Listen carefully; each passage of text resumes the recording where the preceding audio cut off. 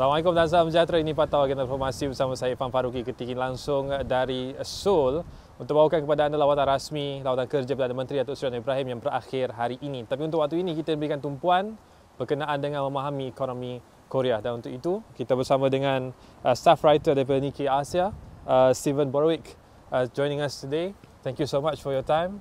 And I think for this entire discussion we want to focus on understanding about the position of Korea. What's happening here, whether there's any conflict affecting Korean economy. So maybe you can start with, give a general idea about where does South Korea's position in terms of economic growth, or maybe there's specific challenges that they're facing for the past 6 months.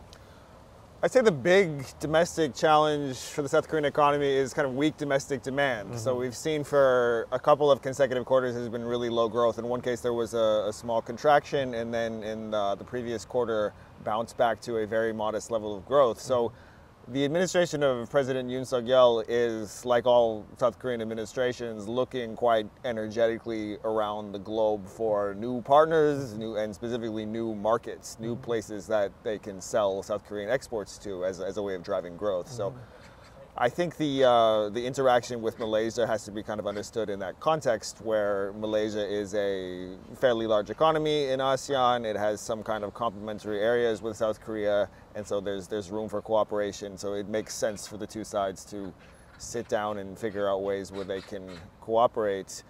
Domestically, the Yoon administration is suffering from some low approval ratings, and I think that's connected to the weak economy. If you follow the Korean news, you see some somewhat troubling indications, like a lot of independent businesses going under, some kind of waning manufacturing activity. Your viewers in Malaysia, I'm sure they will be familiar with Samsung and Hyundai and all the big South Korean conglomerates, but most of the domestic workforce is employed in small and medium enterprises, and it's quite hard for a lot of them to compete because they don't quite have the resources to scale up to be export competitive. They have to rely on the relatively small domestic market. So the Yoon administration is in his foreign policy is seeking solutions to these kinds of economic questions. So all those challenges, is it because of the administration's weakness in terms of their clarity in their economic policy, or is there any other factors that contributes to all the problems that you just stated just now? Well, these are old problems that have existed for decades. This is nothing new or something unique to the Yoon administration. What you have in the South Korean economy is a quite polarized business landscape, where, as I laid out, like you have these very big companies like Samsung, Hyundai, LG, Hanwha, who can hire the best people. They can invest in R&D. They can compete internationally. And for the smaller companies, really what they have to do is try to kind of carve out a niche as a supplier to one of those companies. They have a tough time doing the things that the conglomerates can do. They don't really have money to invest in R&D, and they have a tough time attracting the most talented people. And so these, like I said, these are very, very old questions. And so I think what the governments, not just the Yoon administration, but all South Korean governments do, is they try to figure out some kind of formula where they can provide enough support to the big companies so that they can come up with the really internationally competitive products, the most advanced semiconductors, the best shipbuilding technology, the best battery technology, all those kinds of things. They have to do that on one hand, but at the same time, they have to find some way of trying to address the needs of the majority of the workforce, who, like I said, are working for these smaller companies. And so the South Korean governments are constantly coming up with measures like management consulting for these companies, trying to help them run more efficiently, soft loans to help them stay around for longer. There's some troubling data about a lot of these smaller companies are really just kind of hanging on by a thread, and they kind of need government support to survive. And the government has to keep in mind that if they pull this kind of support and they continue to support what these kind of inefficient companies are, that would result in job losses, and that would result in kind of a worsening of the economic downturn. So it's a delicate balance that they have to play, and there are competing priorities. And I think where a country like Malaysia comes in is trying to find areas where the Malaysian economy can use South Korean exports, but also, as we just saw with Prime Minister Ibrahim and President Yoon's meeting yesterday, they agreed to critical minerals supplies. So that's another area of cooperation. In terms of cooperation, is that a specific reason why Korea is looking at ASEAN rather than looking to work together with Japan or China or maybe Russia? These are countries who are very closer, relatively closer to Korea rather than Southeast Asia. It's an and question. It's not an or question. South Korean administrations are not saying let us look at ASEAN and let us not look at Japan or not look at China. They're looking everywhere. They're pursuing their national interests in a holistic, in a very broad-looking kind of way. I think what the South Korean Foreign Ministry does, and I know this because I've talked to them, is they have teams that look at every part of the world and they say, what can we sell to these folks that they need, and what can we purchase from these folks that we need? So out of yesterday's meeting between Yoon and Ibrahim, we saw that there was an agreement about potential cooperation with critical minerals. So that's a big area of focus for the South Korean government, because this is not a mineral-rich or a resource-rich country, but it is a manufacturer. And so they need to import a lot of the raw materials that they use for manufacturing. Customarily, they've done a lot of that from China, but as we've seen over the past few years with China will sometimes enact restrictions on their exports with graphite and with some other kind of key materials. And so there's been a big conversation in this country domestically over the past few years about the need to reduce reliance on China, because if China, all of a sudden decides that they want to stop exporting graphite or urea solution or some of these other key materials, that can cause huge bottlenecks and huge disruptions for the South Korean manufacturing industry. So I'm sure the South Korean Foreign Ministry has a team looking at Malaysia and saying, okay, there are these minerals that are available here. Let us figure out a way that we can increase our inflow of these things to keep our own economy humming along. When it comes to strategy, just now you mentioned that the government is trying to help the bigger corporation in order for them to find new market for exports. Is that the basic economic structure for Korea still? Because we know something about chaebol, so basically the government will support the chaebol will contribute to the economy, and in return they will provide job opportunities for the people. Is that still the economic structure for Korea, or there's a much more effort to help SME especially, so they can scale up? That's a fair description of what's happening here, but again, it's not an or question, it's an and question. The government kind of has to do both. The companies like Samsung and other chaebol have become even that much more important in recent years, because exports have really been what's driving growth here. Without exports, the economy would be in really rough shape, particularly when it comes to high-tech items like semiconductors, automobiles.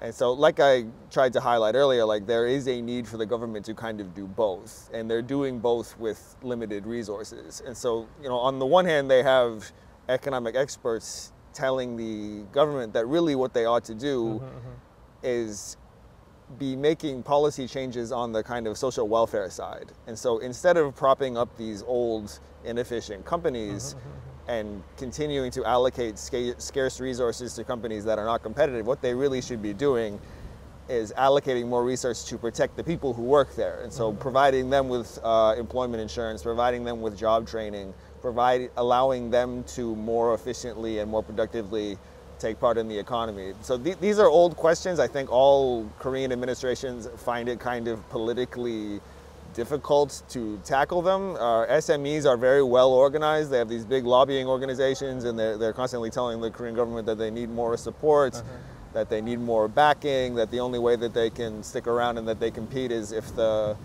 state plays a kind of leading role in supporting them. But it's difficult for any administration to find the balance. I'd say the Yoon administration has been a little bit less generous with SMEs than the previous Moon administration was. The Moon administration created a whole new government ministry and some quite generous programs to help prop up these companies. But unfortunately, it hasn't succeeded perfectly, as we've seen the growth and the manufacturing activity are showing some signs of distress. So these will be big questions going forward. Let me ask one question about politics. In Thailand, Prime Minister Anwar and the previous Prime Minister of Thailand, they have quite a good relationship, and then like few years later, there's new prime minister now for Thailand. So in terms of political stability, that's one of the main message that Prime Minister Anwar tried to bring during all of his state visit to all the nations throughout this year. Now, you mentioned just now President Yoon approval rating is quite low actually now. So in terms of political stability, how confident you are to say that this administration will stay and their policy will continue, or for the next term we're going to see a new leadership from a new party, which currently now being pressed down by the press and the Okay, well, I have to answer that in two parts. So, like, number one, the South Korean presidents serve in single 5-year terms. Like, they're not eligible to run for re-election. So Yoon will definitely be out at the end of his terms because that's the way the system works. So whether or not his party will win re-election or will it be the opposition, it's too early to say. But my suggestion to the administration in Malaysia, to the people in Malaysia, would just be that this kind of economic cooperation, the idea that South Korea needs partners overseas, has strong bipartisan support. This is something that the two parties agree on. Regardless, Yoon's predecessor as president was named Moon Jae-in. He was from the Liberal Party that are now in the opposition. He did a lot of the same stuff. He was traveling the world seeking export markets for Korea, seeking places where South Korea could import the things that they need to keep their manufacturing sector going. So regardless of who wins the next presidential election in 2027, I think Ibrahim can be confident, and the Malaysian business community can be confident, that regardless of who is in power, South Korea will remain interested in a productive partnership with Malaysia. That's not going to change. There are some things that change, when the administrations change hands, but the economic policy is pretty stable, especially when it comes to the need for exports. But will South Korea remain stable for the next few years by looking at the relationship between the South and the North? Now North Korea joined the war in Ukraine-Russian war, and then President Yoon say North Korea should back out. So there's a concern about stability in this region. What do you have to say about that? Again, that's a very old question. I've lived here for a long time, and I've seen many cycles of tensions. I've seen things get tense. I've seen the two sides exchange artillery shelling at the border. And there are these flare-ups, there are these times of nervousness, but like all in all, things tend to remain pretty stable. I don't see a war breaking out anytime soon. I do think that while North Korea is scary, while they do develop weapons, ultimately I think they are interested in their own kind of stability. The people who run North Korea do not want a large-scale war because it could mean threatening their hold on power. So yeah, I do think that Yoon and everybody else is right to be concerned about the relationship with Russia, but I think folks in Malaysia can expect that over the next several years, things in this part of the world will probably remain roughly as they have, and a baseline level of stability will be maintained, I think. All right, Stephen, we're going to take a break for a while. Kita jumpa sebelah sini.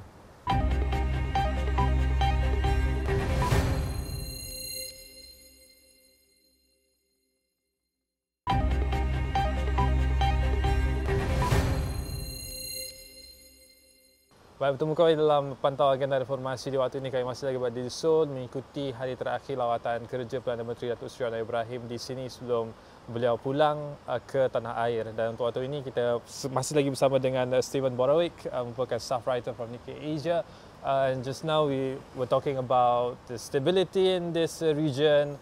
Maybe I want to ask further about the stability of the region when we expecting the upcoming President-elect Donald Trump taking up the administration next year, because South Korea and United States have a very close relationship.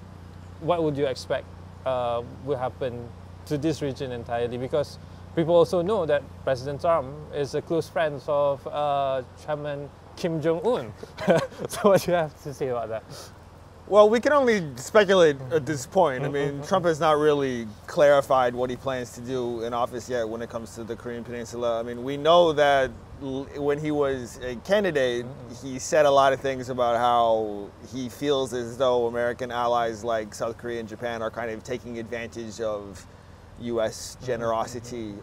There's more than 28,000 U.S. troops that are stationed in South Korea, and they are there as a legacy of the Korean War. They're there to kind of deter aggression by North Korea, and it costs a lot of money to keep them here. They maintain some very big bases around the country, but South Korea actually does pay a lot of money for that. I know a lot of people in South Korea are displeased when they hear Trump say things like that, because the South Korean government really does put up a lot of the costs of hosting those troops. So Trump has said those things, but let's not forget that, you know, this is now Trump's second term as president, and he said those things before his first term, but when it came to, when he actually was serving as president, he maintained a very cordial relationship with South Korea. And I'm personally of the view that the South Korea-U.S. alliance, they love to say that it's forged in blood. You know, it comes from the battlefields. And if you attend any of these events with the U.S. forces here, they will say things like, it is ironclad. Mm-hmm. And I mean, all joking aside, I mean, I think there is truth to that. I think this is an alliance that is very, very comprehensive, that involves, you know, not just security, but commerce and culture, and has a lot of value. Mm-hmm. It's a lot of institutional value, a lot of like person-to-person exchange value, cultural value, and it also is very established, like legally and bureaucratically. So even though Trump is the president, even though he has a lot of power, it's not like he can just walk into office and he can just decide that he wants to change something and he can just have it happen overnight. I mean, the two sides signed legal agreements pertaining to the hosting of troops. They signed during President Yoon's term, they signed a nuclear consultation agreement where they work together on possible use of nuclear weapons to protect from North Korea. Generations of Americans have served here. There's a large Korean American population in the U.S. There's a lot here, and it's bigger than just any one president. And now that Trump is not campaigning anymore, now that he's going to be actually president, he's going to have to be accountable to, you know, not only domestically, but he's going to have to hold these meetings with his allies and you know, communicate with them, and I think he'll come away with a kind of softer rhetoric. That kind of rhetoric, you know, once he's actually in office, is not going to be as useful to him. I mean, when he was on the campaign trail, he was, you know, trying to sell himself as a candidate, and he was trying to appear tough, and he's trying to appear as though he's going to look out for U.S. interests, and he's not going to let anybody take advantage of the U.S. Also, his big foreign policy task is really not going to be containing North Korea as much as it's going to be containing China.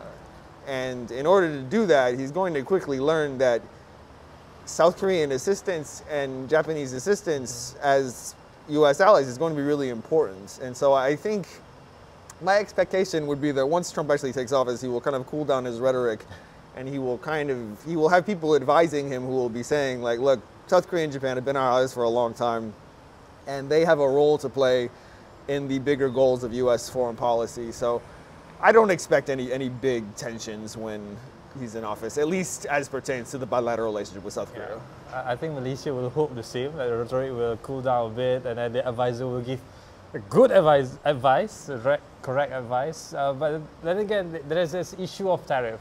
Everyone was so concerned about what will the tariff rate under Trump's administration next year. And just not in the earlier part of our discussion, you mentioned about Korea is looking for new export market, but then there's same concern about tariff as much as Malaysia is concerned about tariff for export to the United States. What's your view on that? What's my view on tariff concern? Would that be something big next year? Well, again, we can't really say for sure yet because we don't know. You know, I'm really interested in seeing, like, just to what extent Trump is actually going to follow through with what he has said he's going to do. I attended a forum last week with a bunch of officials who had served in the first Trump administration, and I asked them what, you know, just how determined do you think he is to follow through with this, and none of them would answer the question. So that leaves me still wondering, but I just think that, you know, for anyone who studied economics, having big blanket tariffs, like, there's a lot of reasons why that can go wrong. Specific, like the most obvious for the U.S., the most obvious reason why that could go wrong is because it would make U.S. imports make U.S. imports a lot more expensive, and a lot of U.S. manufacturers rely on imports of things from China. So what does that do to U.S. consumer goods? What does that do to U.S. domestic demand to have these very big tariffs? So, a key thing that Trump campaigned on was inflation. That, this perception that the Biden administration had overseen drastic rises in the cost of living, drastic rising in the cost of consumer goods. So once Trump takes office, is he going to go ahead with a policy measure that any economist will tell you is likely to increase the prices of consumer goods? Will he do that because it's what he said he would do? I don't know, maybe he would, but I'm skeptical. I mean, I'm sorry to keep harping on this, but he hasn't taken office yet, so we can't really say what he's going to do. And I do want to draw the distinction that, like, there are things that politicians say when they're campaigning, and then there are things that they do when they get into office, and those are often quite different. So what we'll have to do in the next months is do something that I do as a journalist all the time, which is you watch what a politician says, and then you watch what they do, and then you try to parse the differences between those two things. To what extent are they fulfilling their pledges? And that'll be a really interesting question. People in Malaysia and all over the world will be wanting to see what happens there. Next year, 2025, Malaysia will be the chairman of ASEAN. South Korea will be the chairman of APEC. Do you have any expectation about President Yoon's main mission as chairman when he helms the chairmanship of APEC next year? It's an interesting question. I mean, the way that he has really oriented his foreign policy until now has been what he's called values-based foreign policy. The idea that South Korea ought to be cooperating with what he calls like-minded countries. And so these are other countries that have democratic political systems, that have market economies. And South Korea ought to be, really basing its foreign policy on working with these types of countries because they see the world in similar ways, and ultimately these partnerships can be more durable, more productive. That vision is really facing a lot of challenges because there's been a change of leadership in Japan. There's about to be a change of leadership in the United States, and as we've laid out, the incoming president of the United States is not somebody that believes in values-based diplomacy. He has a very, very transactional, a very kind of openly self-interested view of foreign policy. So there are, just if you read the domestic media, there are some critics of Yoon who are alleging that this kind of value-based foreign policy has not been successful, and that with a waning economy at home and with a range of security challenges, that what South Korea really ought to be doing is coming up with a more self-interested foreign policy, like looking out for their own interests. So being the chair of something like APEC, I'm sure Yoon will have to make the kind of statements that the leaders of such organizations always make, where they say, it's important for us to cooperate, it's important for us to maintain a well-functioning trade regime and maintain well-functioning security and shipping and all the rest. But I do wonder if behind the scenes Yoon is feeling a bit of pressure, and Yoon is wondering if he really should be taking a more self-interested approach to foreign policy, and if that could maybe be reflected in how he manages APEC. So that's about APEC, and then the relationship between South Korea and ASEAN in general. I think last month, October, President Yoon announced that he will double up ASEAN Development Fund. So that means more funds coming out from South Korea to other regions like Southeast Asia.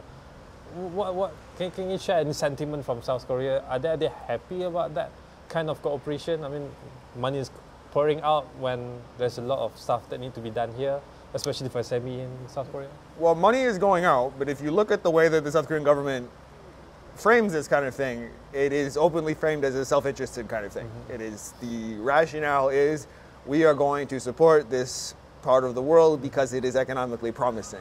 And because we believe that as this part of the world develops, as the middle class in these countries expands, ultimately they will be richer and they will be able to buy more of our products. So this kind of assistance by South Korea is generally not framed for the domestic audience as an altruistic thing. It's not framed as like we are doing this because we want to assist people who are less fortunate than we are. It's presented in the context of we are cultivating our markets overseas. We have an interest in ASEAN being better off because as they get better off, they can purchase more of our products and we can have a mutually beneficial relationship. So I think the South Korean government, I mean, you have to look at poll data to really know how the public feels about this. I mean, I'm sure there are people who, maybe feel like that money would be, more productively spent just at home, but it's important to keep in mind that the South Korean government's rationale for this is more self-interested than anything else.